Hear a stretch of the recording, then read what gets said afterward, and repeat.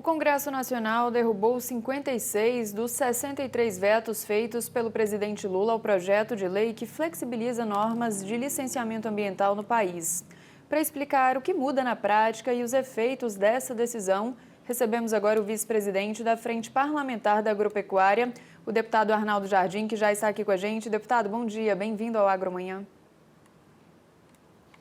Muito obrigado, Carolina, por essa oportunidade. Um prazer reencontrá-la depois do ato lá na CNA em que estivemos juntos e poder hoje dar um balanço naquilo que foi, nesta semana, várias decisões importantes, mas particularmente a realização ontem da sessão do Congresso. O deputado Zé Vitor, há pouco ouvido por vocês, adiantou alguns pontos que eu quero reforçar e me permita, Carolina, acrescentar outros. Primeiro, não há nenhuma alteração de regras de impacto, não há nenhuma mudança sobre a análise de desdobramentos no solo, na água, no ar, sobre as questões ambientais. Aquilo que são as medidas tradicionais para medir aquilo que um determinado empreendimento possa causar na natureza, nós em nada alteramos isso.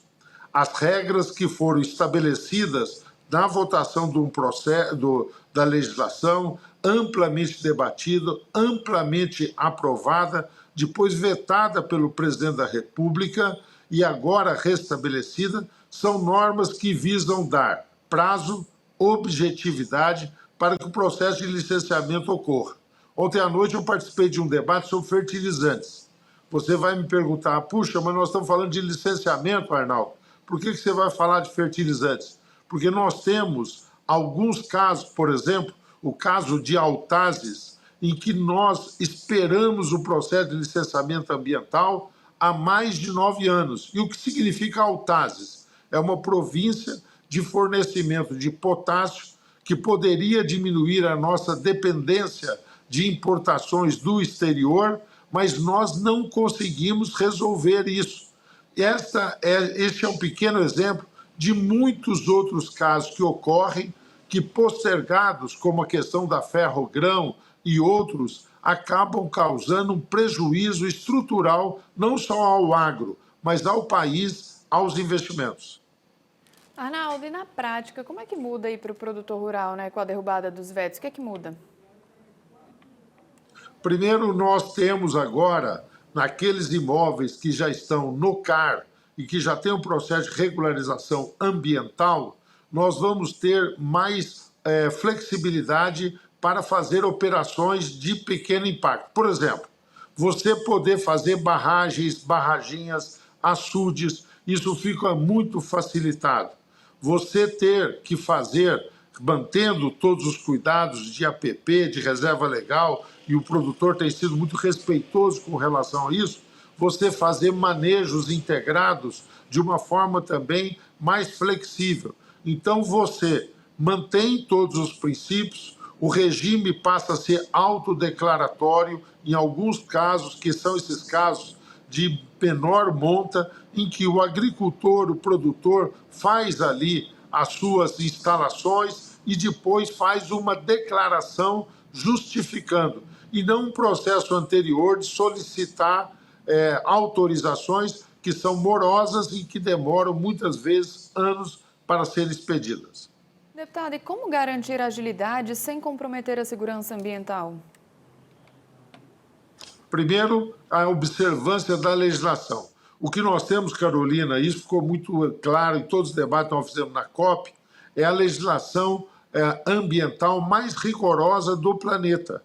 Ninguém tem um código florestal como nós temos, ninguém tem a lei de crimes ambientais como nós temos, e temos a lei da Mata Atlântica, a lei dos biomas. Portanto, nós temos regras muito precisas com relação a isso. Essas regras, nenhuma delas foram tocadas, nenhuma exigência, repito, foi abolida ou até flexibilizada. Nós temos toda a questão dos impactos ambientais, mantido todo o espírito originário, que, repito, é bastante rigoroso. Os segmentos do agro devem sentir os efeitos mais imediatos dessa flexibilização? Primeiro, a própria pequena propriedade rural, aquele pequeno produtor que passa a ter essa flexibilidade para fazer aí as suas iniciativas. Então, este é de imediato. Segundo, nós vamos ter uma facilidade do ponto de vista de logística importante.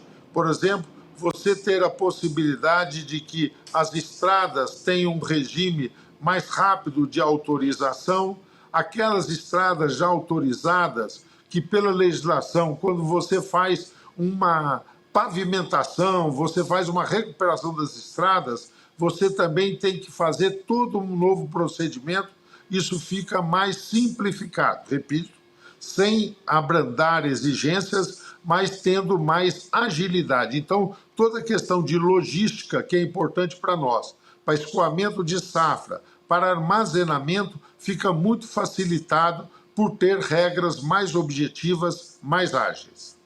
O Brasil negocia com mercados exigentes em relação à sustentabilidade, né? A derrubada dos vetos ajuda ou atrapalha a imagem do setor e a abertura de novos mercados ali lá fora? O que a gente pode pensar aí também a longo prazo?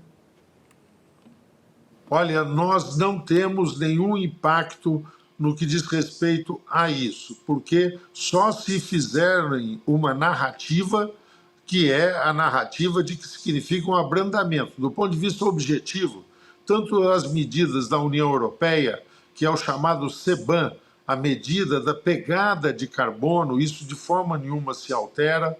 No que diz respeito à rastreabilidade, que é outra exigência, Carolina, do mercado internacional, isso não foi tocado absolutamente. Então, toda a questão de impacto do ponto de vista de carbono, toda a questão de impacto do ponto de vista de rastreabilidade está totalmente preservada. Essas questões não foram de forma nenhuma alteradas pela nova lei de licenciamento ambiental. Deputado Arnaldo, algo mais para finalizar aqui a participação do senhor? Não, eu queria destacar só aquilo que foi, nós já tivemos a oportunidade de falar, um grande momento do agro na COP. Nós entramos na COP 30 com uma sensação de que poderíamos ter questionamento. Os questionamentos sempre acontecem, ninguém quer barrá-los, mas a cada um deles nós tivemos resposta. Sobre a questão do desmatamento, aquilo que é o compromisso do agro de evitar o desmatamento ilegal, medidas que estão sendo feitas, sobre a questão de como o biocombustível pode ameaçar a produção de alimentos,